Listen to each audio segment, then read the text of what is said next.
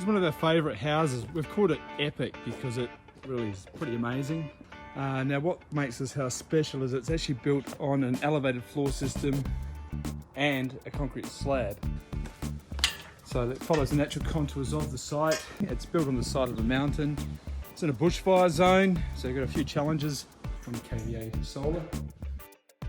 Just take you for a quick look through. Best thing about this house really is the big open span, clear ceilings, all fully raked, the fixed glass windows at the end here, taking the amazing view, the office down the end.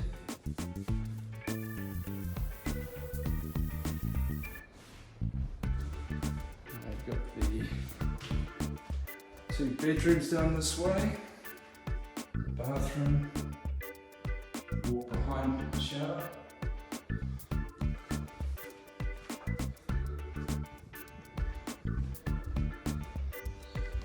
And here's the master bedroom. Cat.